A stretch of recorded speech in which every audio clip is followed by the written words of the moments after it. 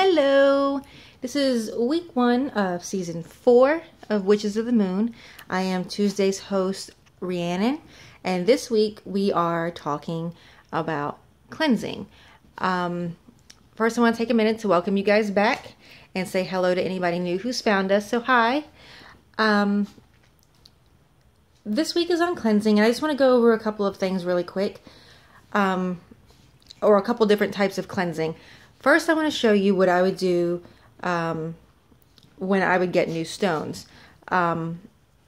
This is a more extensive ritual. Sometimes if I don't have a lot of time and I really need to cleanse my stones and it's the right time, I will put it under the full moon and let the moon do her thing.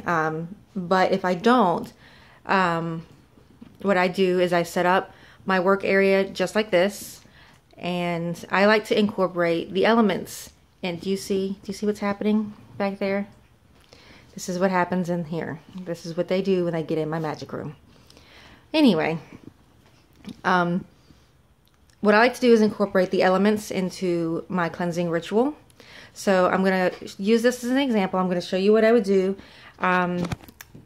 First, I would take my stone, and this is full of salt, and I would take my stone and place it in here, and I have my own set of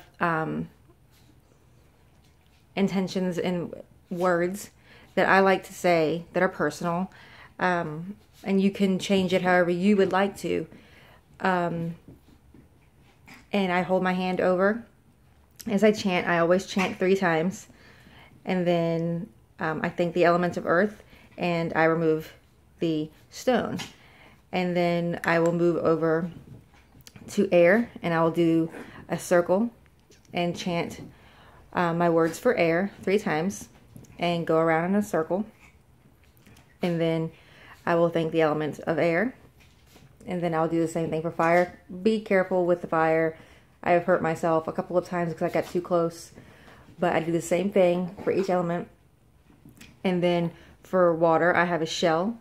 And I just take and I dip my finger and I rub a circle over it and chant 3 times and thank the element of water. If it is near a full moon, a lot of the times I will take my stones and set them out with the moon. But I really use this if it's not close to the moon, because I really do like charging and cleansing by the full moon. But if it's not anywhere near and I need my stones, I like to do this, and I spend time with and meditate after this ritual is done with my stones laid out here. But that's what I do for my stones.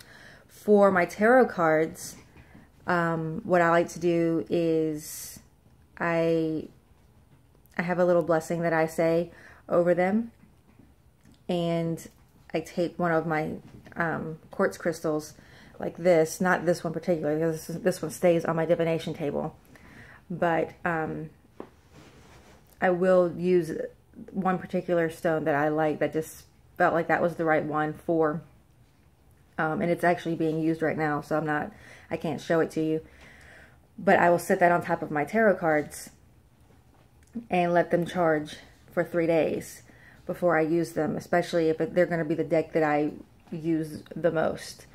If you can't tell, 3 is my number.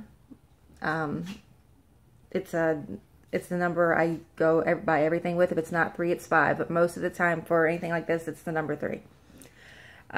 Office space, because sometimes, I mean, you need to have your office space cleared.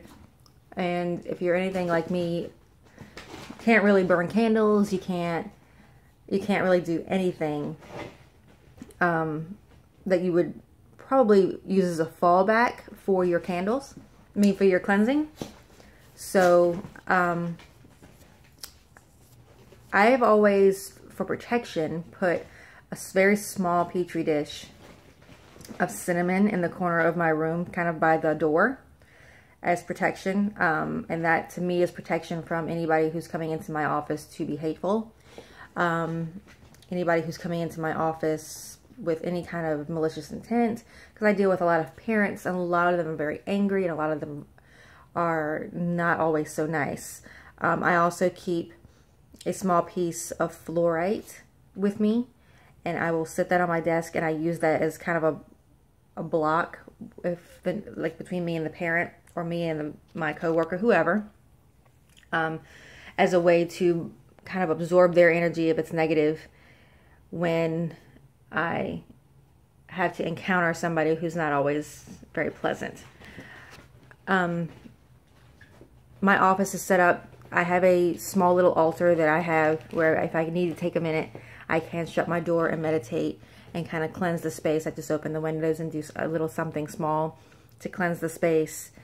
But that's really it for my office. That's the only thing that I've really found that works. It's not really in your face. No one has found the cinnamon petri jar to ask me, why do you have cinnamon in the corner? No one's seen anything. And as for the stones on my desk, they just think that they're decorations or gifts, and that's fine. When it comes to yourself, and this is something that's really important, I never do any kind of ritual, any kind of magic, any kind of spell without having a ritual bath first. I always use lavender in my bath or my shower, and I do a quick meditation in my bath or shower where I just kind of envision all of the gunky stuff from the day, the attitudes, the traffic, all of that stuff. I just envision it melting away, and I will picture it going down the drain and out of my body and out of my system and just away. And I cannot do a ritual without doing that, because you are your most important tool. And if you're messed up and you're holding on to all the nastiness of the day, you can't really focus on your workings. And if you do, all their ugly stuff is going to be infused in your magic, and you don't really want that. So make sure that you cleanse yourself, and you can do whatever feels comfortable. I use lavender. I use baths. Some people don't. Some people do it different ways. That's the way I do it. Many people do their stones a different way, I'm sure. But this has been, especially when I was first starting out, I really wanted to connect with the elements. And this, to me, was a really good way to learn to work with the elements and use them in my rituals. As for the stuff at work, some people find a peace in other things, and you can do that too.